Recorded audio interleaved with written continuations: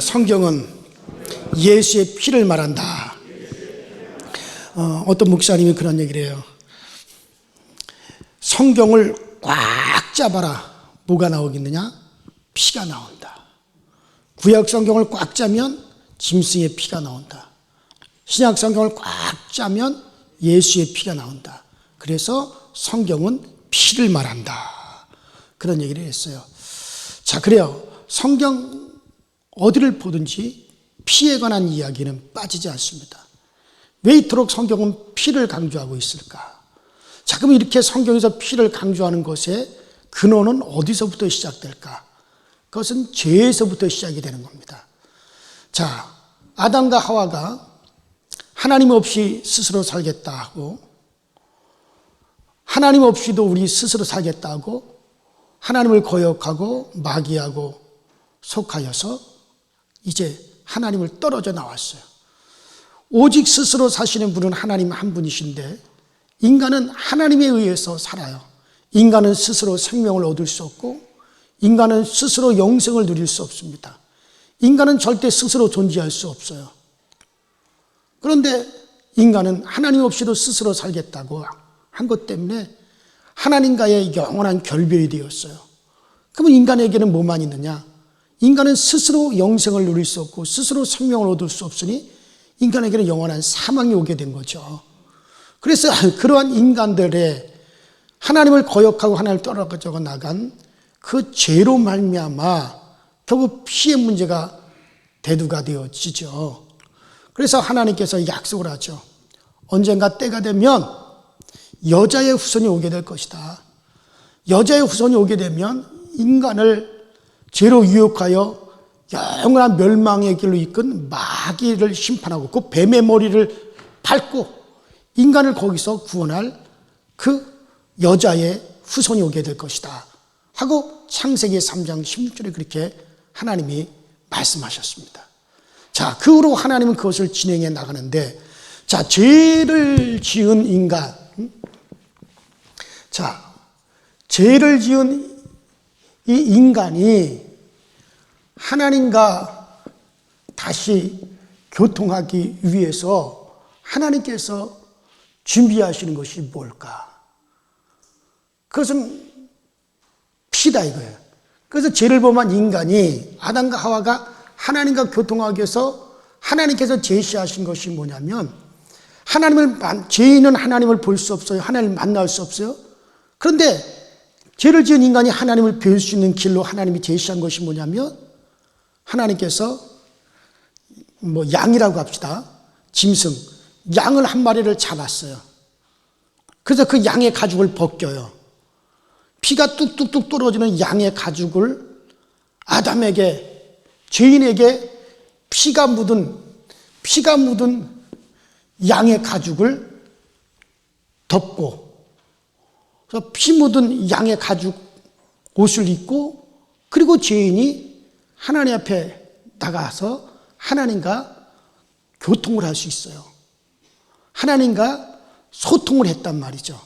그래서 이 아담과 하와는 자기들이 지은 죄 때문에 자기들이 저주를 받고 자기들이 하나님의 진노로 말미암아 그들이 죽어야 되는데, 아무런 잘못 없는 다른 생명 양 한 마리가 대신해서 하나님의 진노가 떨어지고 그 인간에게 쏟아져야 될 하나님의 형벌이 그 양에게 쏟아져서 그 양이 머리가 깨지고 피를 뚝뚝 흘리면서 그 양이 대신해서 죽었다 이거예요.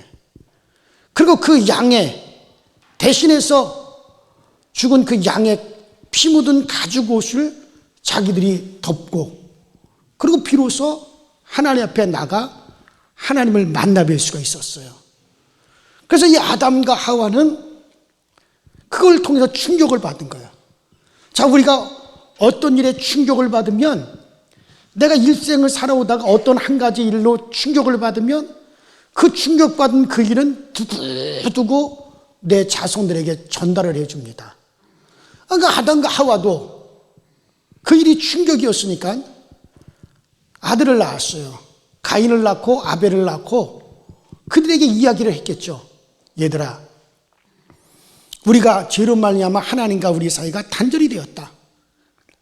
근데 죄로 말미암아 하나님과 우리 사이가 단절돼서 우리가 하나님께로 가지 못하고 하나님께서 그 죄 때문에 우리 가운데로 오지 못한다. 그러므로 죄를 범한 우리들이 하나님을 배울 수 있는 것은 조건이 있다. 우리의 그 죄값을 다른 생명에게 다 쏟아서 나 대신 다른 생명이 대신해서 그 죄값을 받고 그 죄값을 받은 증거로서 피를 묻혀서 하나님 앞에 나가면 하나님과 교통이 이루어진다. 그런 이야기를 갖다가 자기 자식들에게 해줬을 거란 말이에요. 여러분 같으면 그런 얘기 해주겠어요? 안 해주겠어요? 아니, 한다고 얘기하세요. 그냥 내가 충격받은 얘기 하겠어요? 안 하겠어요? 아니, 그냥 끝까지 안 하겠다고 지금 그러는데 나 같으면 해줄 거야. 얘들아, 죄인된 우리하고 하나님과 만나기 위해서는 죄인은 하나님으로부터 형벌을 받아야 돼. 진노를 받아야 돼. 그래서 나 말고 다른 생명이 대신해서 그 진노를 받았다. 그 증거를 가지고 나가야 돼. 그게 바로 피야. 그래서 하나님께 나갔을 때 하나님 뵙기 위해서 혹은 하나님께 복을 구해서 나가려면 반드시 다른 생명의 피를 가지고 가야 된다. 그 말을 해줬을 거란 말이에요. 그래서 이제 그 자식들 가인과 아벨이 하나님께 제사를 드려 하나님께 복을 받겠다고 제사를 드리는데 그 말을 부모의 말을 잘 새겨드린 아벨은, 둘째 아들 아벨은 그렇다. 하나님께, 죄인이 하나님께 나가 복을 구하려면 반드시 하나님과 나 사이에 그 죄의 문제를 해결을 해야 되는데 그것은 바로 내게 쏟아질 죄값을 다른 생명에게 쏟아지게 해야 된다.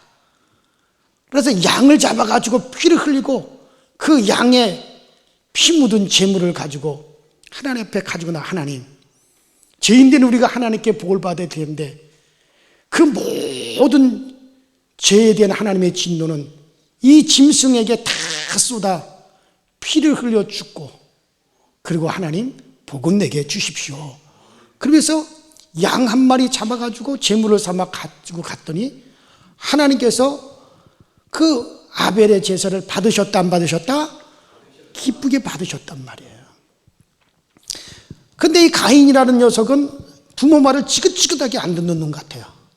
그러니까 부모 말을 싹 무시하고 자기가 농사지은 땅의 소산물, 흙에서 나온 그 소산물을 가지고 제물을 삼아 갔더니 하나님께서 싹 거절해 버리셨단 말이에요.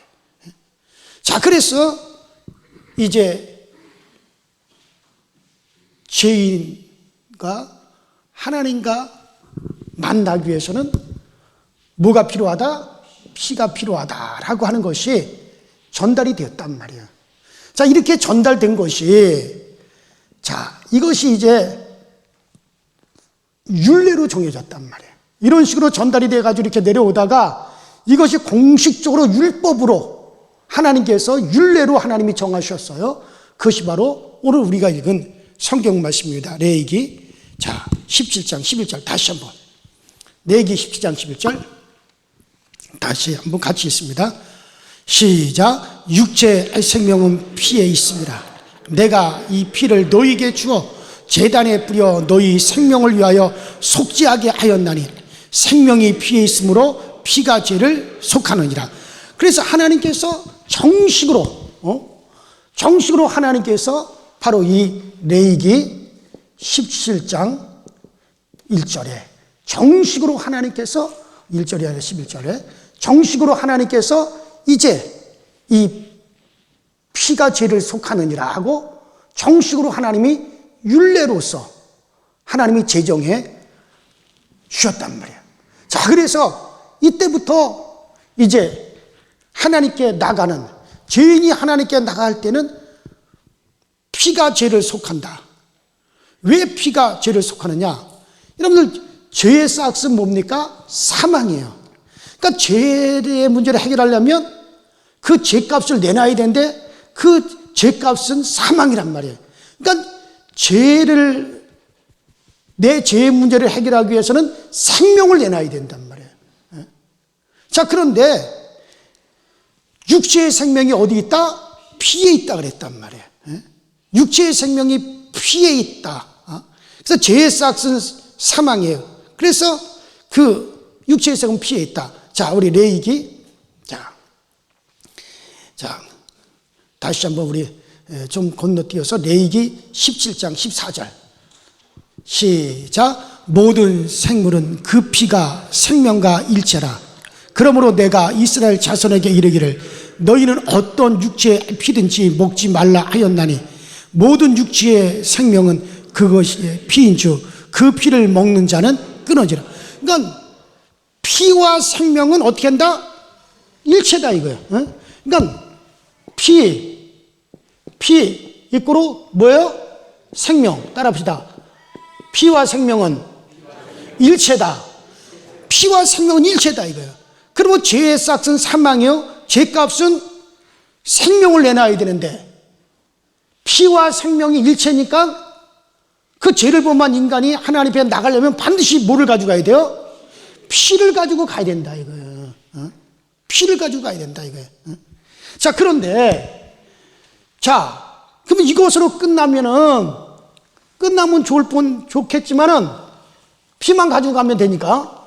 그런데 문제는 뭐냐면은 이 육체, 짐승의 육체든지 사람의 육체든지 이 육체에서 나온 이 피는 이건 육체만을 정결하게 한다. 육체의 생명밖에는 대신하지 못한다 이거예요. 자, 우리가 히브리서 성경을 한번 보십시다. 히브리서 9장 10절. 히브리서 9장 10절. 시작. 이런 것은 먹고 마시는 것과 여러 가지 씻는 것과 함께 육체의 예법일 뿐이며 개혁할 때까지 맡겨둔 것이다. 그런데 이 짐승의 피, 육체의 피는 이건 온전한 게 아니다 이거예요. 이런 것은 그저 육체만 깨끗하게 하고 육체만 정결하게 하고 육체의 생명만 연장할 뿐이다 이거예요. 그러니까 사람이 죄를 진 것은 사람의 물론 육체, 사람의 영혼이 있는데, 그런데 사람에게는 영의 생명도 있고 그 다음에 무슨 생명도 있어요? 육체의 생명도 있다면 사람은 생명이 두 개예요. 죄의 싹은 생명이에요. 그런데 짐승의 피, 육체의 피로서 대신할 수 있는 것은 육체의 생명밖에 없단 말이에요. 육체만을 갖다가 깨끗하게 하고 육체만을 정결케 하는 그와 같은 예법에 불과하지 영혼의 생명, 영혼을 살리는 일에 있어서는 아무런 효과가 없는 거예요. 그러니까는 아무리 구약시대 때 양을 잡고 소를 잡고 그렇게 하면서 양 잡고 소 잡아가지고 아무리 피를 흘려 제사를 드리더라도 몸만 깨끗하게 하는 거예요. 육체만 깨끗하게 하고 육체의 생명만 살리는 것뿐이지 영혼은 여전히 죄로 말미암아 이건 그대로 죽은 상태단 말이에요. 영혼의 문제는 해결하지 못하고 있는 거예요.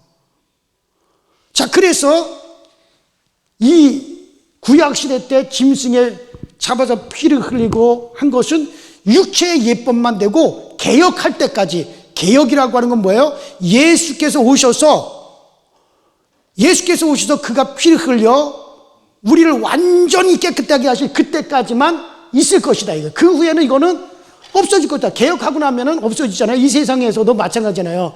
법을 다시 개혁하고 뭐 사회를 개혁하면 옛날 거는 다 이거는 아무런 소용이 없는 것과 똑같이 그때까지만 이것이 있을 것이다 이거예요. 자, 그러면은 짐승을 잡아 피를 흘리고 육체의 피로서는 육체의 생명만 살리고 육체만을 정결케 하는 예법에 불과하지 영혼의 문제는 건드리지 못했다. 그러면은 내 영혼을 깨끗하게 하기 위해서는 피와 생명은 일체다 이거예요. 그러니까 내 영혼의 죄를 씻고 내 영혼이 깨끗해지기 위해서는 내 영혼의 생명을 내놔야 되는데, 영의 생명을 내놔야 되는데, 그러면 피와 생명은 일체이기 때문에 육체의 예법, 육체의 생명을 깨끗게 하기 위해서는 육체의 피, 짐승의 피로서 되어졌어요. 그러면 영의 생명을 깨끗하게 하고 내 영혼의 죄를 씻고 내 영혼의 생명을 대신할 수 있는 것은 뭐가 와야 되는 거예요? 그러니까 예수님의 피인데, 무슨 피? 그렇죠. 영의 피가 있어야 된다. 자, 지금까지는 물질, 육체의 피로서 인간의 육체의 생명을 살리고 육체를 깨끗하게 하는 예법이 되었으면, 그러면 영혼을 깨끗하게 하고 내 영혼을 살리기 위해서는 영의 피가 필요하단 말이에요. 영의 생명을 내놔야 되는데, 그 영의 피가 필요한데, 영은 피를 흘릴 수 있어요, 없어요? 없어요. 이 세상에, 그러니까 영의 피를 흘려줘야 될 이가 필요로 한데, 그러면 이 세상에 아무리 유명한 사람이라도, 존경받는 사람이라도, 깨끗한 사람이라도 다 그건 육체지 영혼은 아니란 말이야. 그러니까 하나님이 이 세상을 보실 때 불쌍한 것은 육체의 생명을 살리기 위해서 육체의 피를 흘릴 수 있는 것들은 많이 있지만 영혼의 생명을 살리기 위해서 영의 피를 흘려줄 자가 없다는 게 문제란 말이에요. 자, 그런데 그러면 영의 죄를 깨끗하기 위해서, 우리 영이 구원받기 위해서는 영의 피가 필요해요. 자, 그래서 누가 오시느냐? 예수께서 오시는 거예요. 자, 그런 예수 그리스도는 어떤 분이시냐? 자, 우리 한번 봅시다. 요한복음 1장 1절. 요한복음 1장 1절. 시작. 태초에 말씀이 계시니라. 이 말씀이 하나님과 함께 이었으니 이 말씀은 곧 하나님이시라. 자, 보세요. 태초에 말씀이 계셨어요. 말씀이 계셨고 이 말씀은 하나님과 함께 하셨으니 이 말씀은 곧 누구시다? 하나님이시다. 따라합시다. 말씀은 하나님이시다.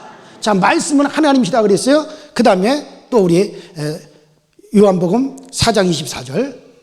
시작. 하나님은 영이시니 예비하는 자가 영과 진리로 예비할지니라. 그런데 하나님은 누구시다? 하나님은 영이시다. 자, 하나님은 영이시요. 자, 말씀은 하나님이신데 하나님은 뭐예요? 하나님은 영이시다 이거예요. 하나님은 영이시다. 자, 또 우리 요한복음 6장 63절. 시작. 살리는 것은 영이니 육은 무익하니라. 내가 너에게 이른 말이 영이요 생명이라. 그러니까 주님의 말씀이 바로 뭐예요? 영이고 생명이다 이거예요. 따라합시다. 말씀은 영이다. 그러니까 태초에 말씀이 계셔서 이 말씀은 곧 누구시다? 하나님이세요. 근데 하나님은 곧 누구시다? 영이세요. 그러니 하나님의 말씀은 곧 내 말이 곧 영이요 생명이다. 그러니까 이 말씀이 곧 영이요 생명이란 말이에요. 자, 그런데 보세요. 자, 그런 이 말씀이 어떻게 되는가? 1장 14절. 요한복음 1장 14절. 시작. 말씀이 육신이 되어 우리 가운데 거하심에 우리가 그 영광을 보니 아버지 독생자의 영광이요 은혜와 진리가 충만하라. 따라합시다. 말씀이 육신이 되어. 자, 근데 말씀이 육신이 되어 오셨다 이거. 자, 그럼 보세요 여러분들. 예수는 누구시냐? 바로 예수는 말씀이 육신이 되어 오신 분이란 말이에요. 자, 근데 그 말씀은 곧 뭐예요?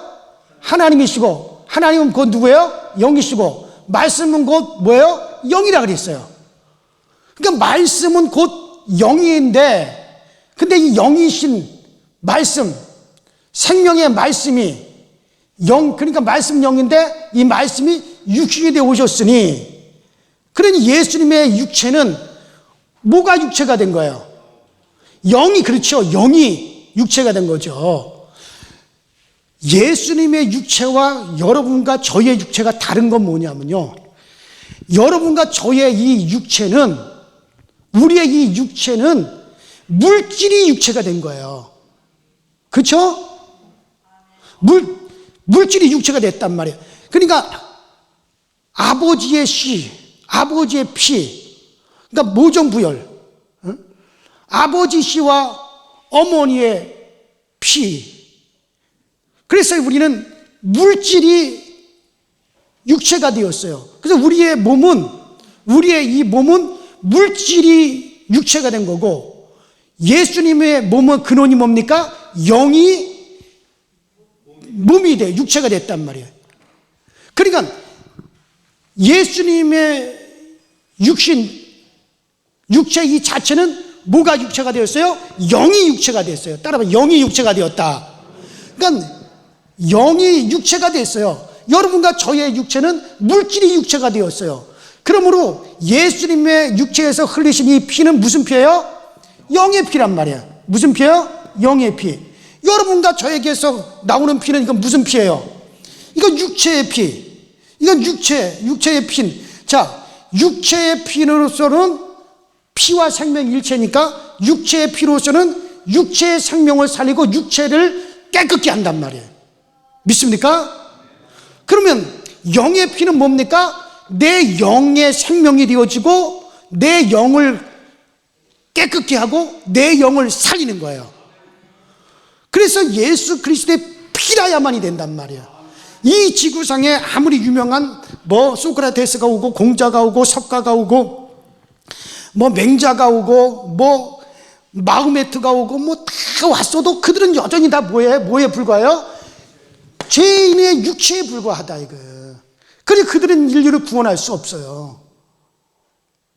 그러나 예수님은, 그분은 뭐냐? 하나님이 육체를 입고 오셨단 말이에요. 인카네이션이라고 그러잖아요. 하나님이 육신이 되어 오셨고, 그분 누구시냐? 말씀이 육신이 되셨다고 오늘 분명히 말씀하셨단 말이에요. 근데 그 말씀은 뭐냐? 영이란 말이에요. 그러니까 영이 육체를 입고 오셔서 그가 흘린 피는 영의 피예요. 여러분의 영혼을 살리고 내 영혼을 살리는 줄로 믿습니다. 그래서 이 모든 것은 결국 어디에 맞춰지느냐? 예수 그리스도의 피에 맞춰져 있는 거예요. 그러므로 성경은 예수의 피를 말하고 있습니다. 성경은 예수의 피를 말하고 있어요. 우리가 성경을 어떻게 보냐? 어떤 사람은 같은 큰 나무를 보고 어떤 사람은 저 나무를 갖다가 저거 다듬어 가지고 궁궐을 짓는데 아니면 집을 짓는데 대들보로 써야겠다. 그렇게 그 나무를 쳐다보는 사람이 있고, 어떤 사람은 저 나무 저거 하얗고 곱고 저 나무 싹 베어다가 저걸 쪽쪽쪽쪽 쪼개가지고 젓가락도 만들고 이쑤시개 만들었으면 좋겠다. 보는 시야에 따라서 다 다를 거란 말이죠. 자, 그러니까 우리가 성경을 어떻게 보느냐? 어떤 이는 세상의 고전 문학으로 보는 사람들도 있을 거고, 어떤 이는 영감으로 성경에서 예수를 보는 사람이 있다. 그러면 성경에서 뭘 볼 수 있느냐? 피를 보는 거예요. 성경에서 피는 생명을 말하고 있어요. 자, 우리가 아까도 봤지만은, 자, 창세기 9장 4절에 보면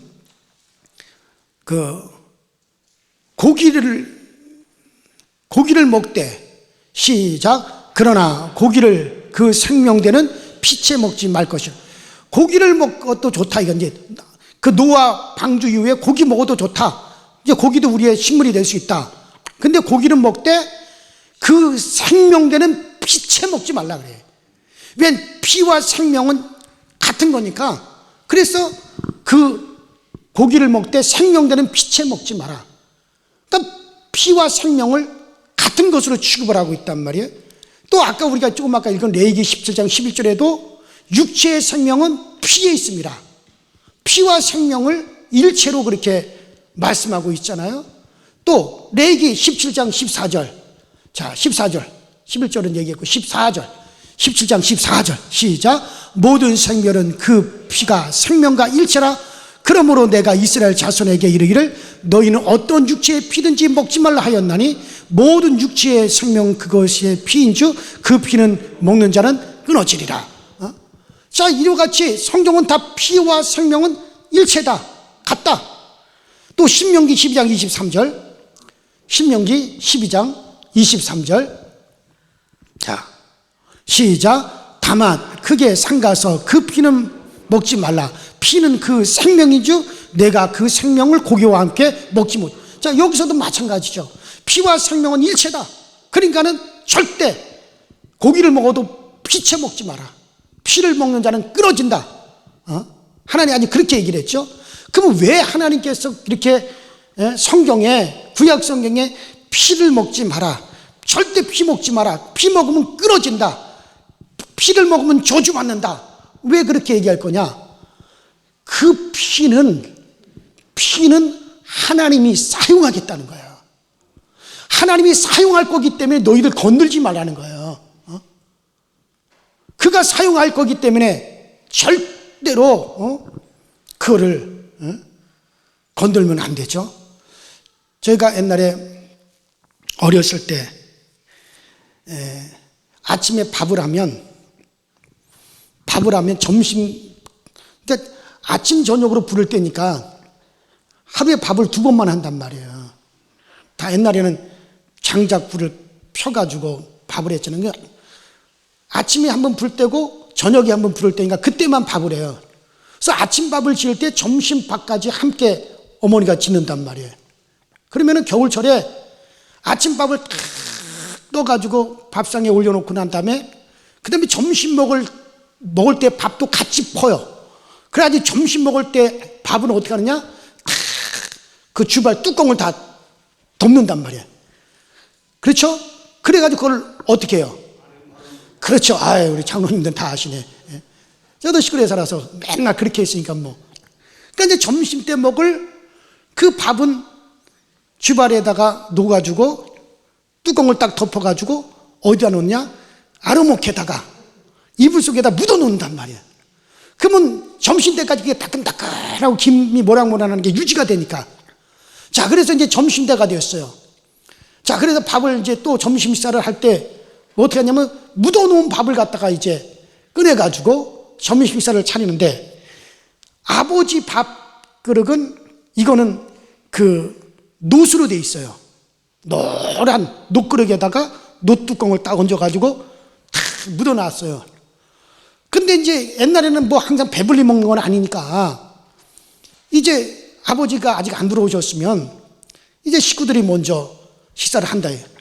그 우리 밥을 다 먹고 나면 아버지가 아직까지 들어오지 않았는데 저 밥 우리 먹었으면 좋겠다 해가지고 먹으려고 그러면 어머니가 안 돼, 먹지 마, 못 먹게 하죠. 이거는 누가 먹을 것이기 때문에 아버지가 와서 아버지가 먹어야 된단 말이에요. 아버지가 잡수시기 전에는 누구도 그것을 건드릴 수가 없어요. 먹고 싶죠. 그러나 건드릴 수 없죠. 왜냐하면 그것은 아버지 몫으로 떼어놓은 거기 때문에 절대로 건드려서도 안 되고 뚜껑을 열어봐서도 안 되고, 아버지가 오셔서 한 수저 딱 잡수시고 난 다음에 난 됐다, 그만 먹어야겠다, 그러면 그때는 일단 아버지가 사용하고 나면 그때는 어떻게 돼요? 그때는 먹어도 되는 거예요. 그 전에는 누구도 건드리지 못한다 이게. 건드렸다간 죽어. 버릇없다고. 어디 그러는 아버지 거를 갖다가 넘보았다고 혼나죠. 마찬가지란 말이에요. 자, 하나님께서 피에 대해서는 건드리지 마, 먹지도 마, 피는 너희들 만지지도 마. 왜? 하나님이 오셔서 사용하겠다 이거예요. 하나님이 오셔서 사용할 텐데 그분이 오셔서 사용하기 전까지는 누구의 것도 되지 못하게 하셨단 말이에요. 그럼 하나님이 오셔서 뭘 위해서 사용하시겠다는 거예요? 피와 생명은 일체라 그랬으니까 우리의 영혼의 생명을 살리는 일을 위해서 하나님이 이 피를 사용할 거기 때문에, 하나님이 이 피를 그 일을 위해서 사용할 거기 때문에 하나님이 사용하기 전까지는 인간들이 건드릴 수 있다 없다? 없다 이거예요. 그래서 구약시대 때는 절대로 피는 만지지도 말고, 피는 먹었다가는 그냥 끊어지는 거예요. 니들 생명 죽어. 그래서 피는 누구도 함부로 하지 못한다 이거예요. 심지어 여성들이 한 달에 한 번씩 하는 그것도 그 피를 묻혔기 때문에 그 기간 동안에는 부정하다 그랬단 말이에요. 그렇게 피에 대해서는 철저하게 하나님께서 구별해서 하나님이 쓰실 거기 때문에 절대로 건드리지 못하고 함부로 하지 못하도록 하나님이 딱 막아 놓으신 거예요. 왜? 나중에 누가 오셔서 하나님이 말씀이 영이신 말씀이 육신이 되어 오셔서 그 피를 통해 가지고 인간을 갖다가 인간의 영혼을 속죄하고 그 영혼의 생명을 살리는 일을 위해서 쓸 거기 때문에 누구도 그를 건드렸다가는 안 된다는 거죠.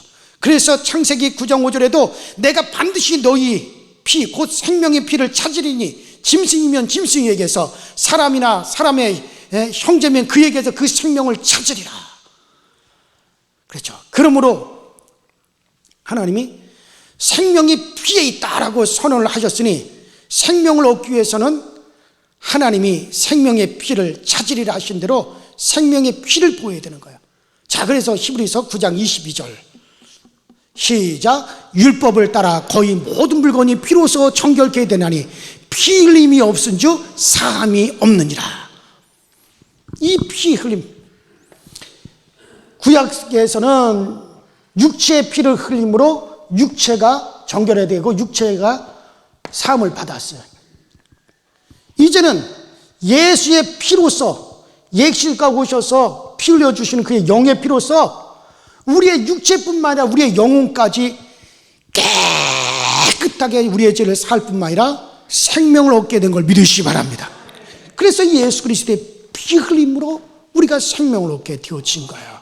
자, 그러므로 이제 하나님께서 드디어 우리의 영혼의 죄, 인간의 이와 같은 죄의 문제를 놓고 해서 드디어 주님께서 내가 반드시 생명을 찾으리라, 내가 피를 찾으리라 하던 대로 하나님이 드디어 피를 찾았어요, 안 찾았어요? 누구의 피를 찾았습니까? 예수의 피를 드디어 찾았다, 이게. 예수의 피를 드디어 보셨다, 이거예요.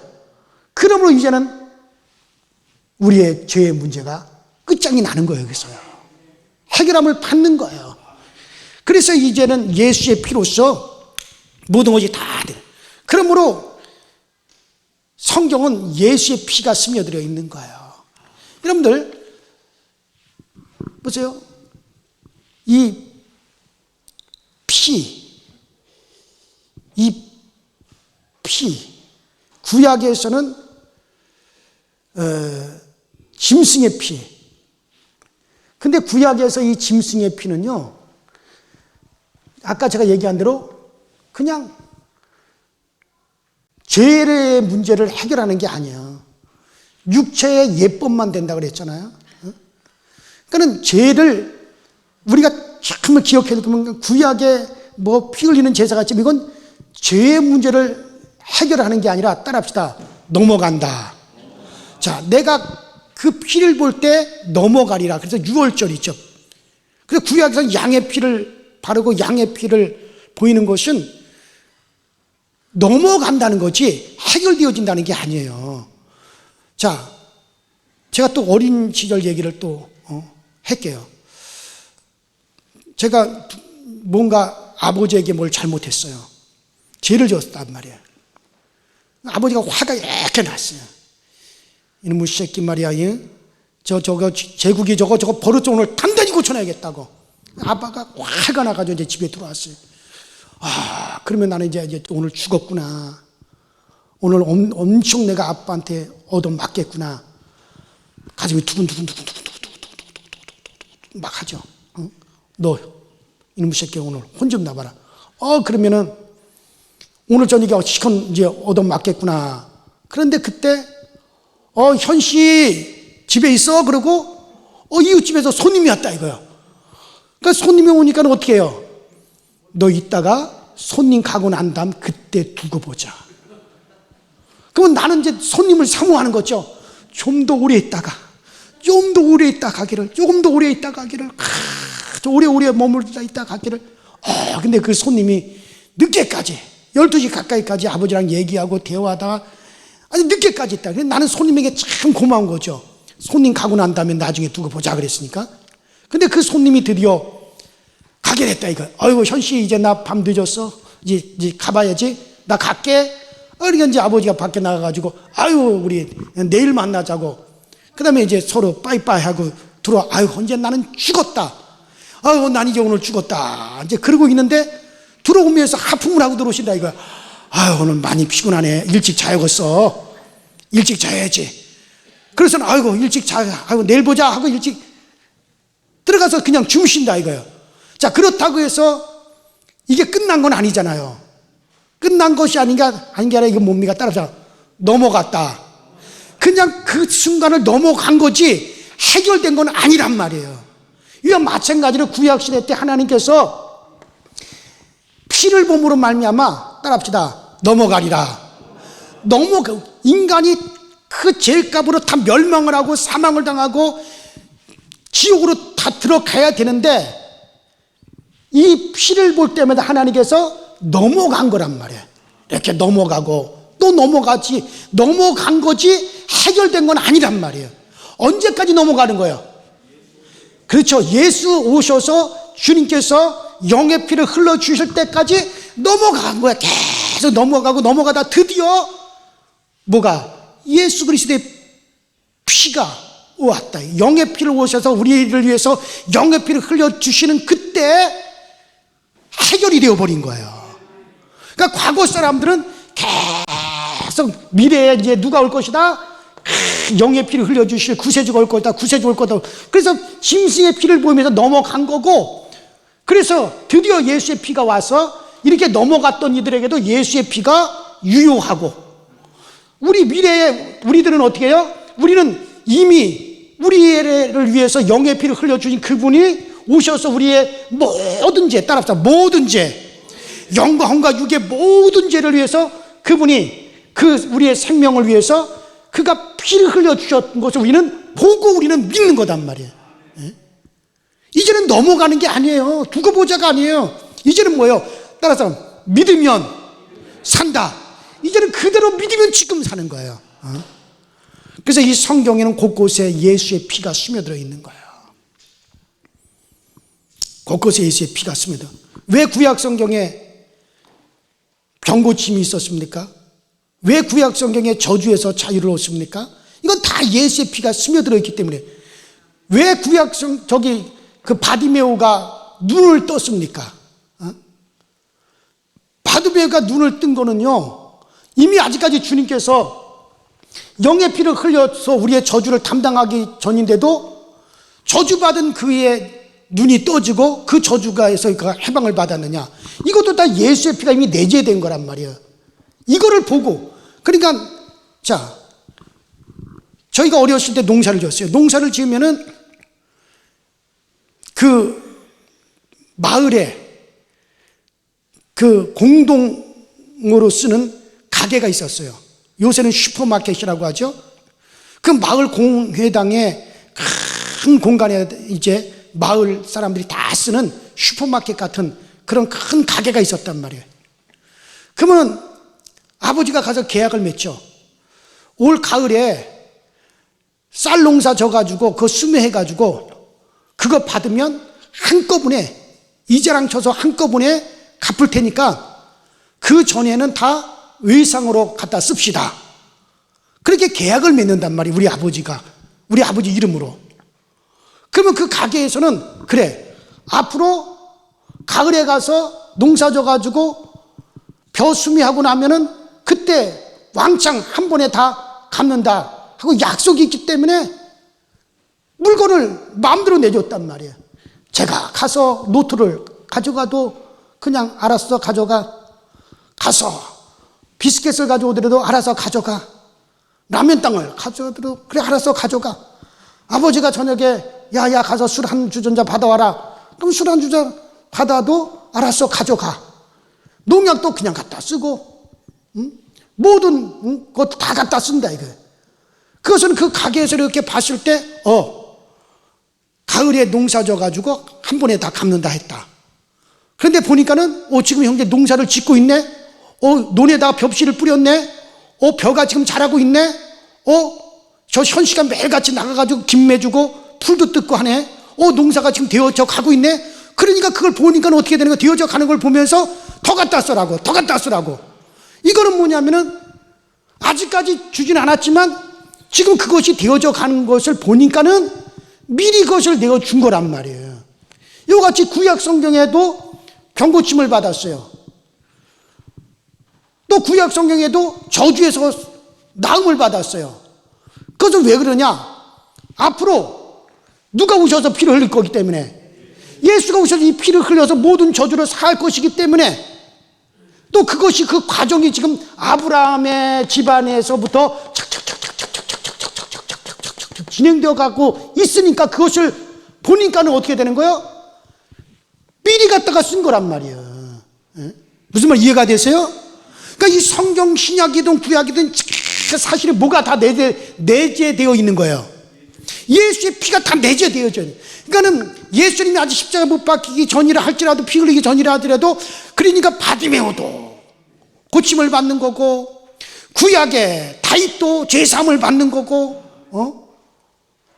이게 다 뭐냐? 지금 예수 그리스도께서 오셔서 이 영의 피를 흘리실 일들이 착착착착 진행되는 것을 대연되고 있으니까 그것을 보면서 당겨다 쓴 거란 말이에요. 그게 다. 그러므로 예수께서 오셔서 그 일을 이루었을 때 모든 것이 다 완성이 되어버린 거란 말이에요. 그래서 만일에 예수가 오셔서 영의 피를 흘리지 않았다면 구약의 사람, 현지의 사람, 미래의 사람들이 다 망하는 거예요. 그런데 예수께서 죽으심으로 피 흘림으로 과거의 사람도, 현재의 사람도, 미래의 사람도 다 사는 거예요. 그러니까 요나의 표적이라 그랬죠. 요나 한 사람이 바닷속에 평 하고 들어가서 고래 뱃속에 들어감으로 말미암아 누가 살았어요? 자, 먼저는 누가 살았어요? 요나와 함께 배에 탄 사람들도 살았죠. 그 사람들만 사는 게 아니잖아요.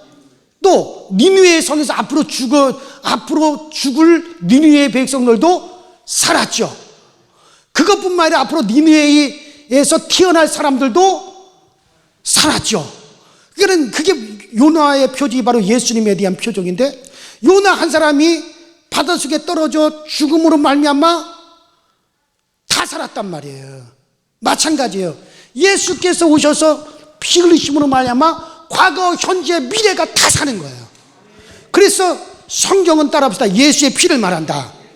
그래, 예수의 피가 다 전제되어 있기 때문에 구약에서도 병고침도 받고 제사함도 받은 거고, 신약에 와서도 제사함 받고 병고침 받은 거고, 앞으로 미래에도 병고침 받고 제사함 받는 거, 이 모든 것은 다 뭐하고 연결되는 겁니까? 예수의 피하고 연결되어 있단 말이에요. 그래서 성경은 다시 따라합시다. 성경은 예수의 피를 말한다. 그래요. 오늘 여러분 모두가 예수의 피와 연결되기 바랍니다. 가정도 예수의 피와 연결, 내 자손도 다 예수의 피와 연결되어야 돼요. 그래요. 그것이 바로 성경에서 우리가 볼 수가 있어야 됩니다. 이 시간에 다 같이 주여 한번 부르시고 합심해서 통성으로 기도하실 때, 하나님 아버지, 정말 우리는 항상 예수의 피가 내재되어 우리가 살았습니다. 정말 나와 내 자손, 정말 예수 그리스도의 피를 알게 하시고, 예수 그리스도의 피가 우리 가정에, 우리 삶 속에 메마르지 않게 하여 주시옵소서. 그 피가 나의 생명인 것을 내가 고백합니다. 정말 주님의 피 흘리심에 아버지 감사를 드립니다. 항상 예수의 피를 입으로 시인하고 고백하게 하여 주옵소서. 우리 다 같이 주여 한번 부르고 각자 자유롭게 기도하시다 돌아가십시다. 주여 전능하신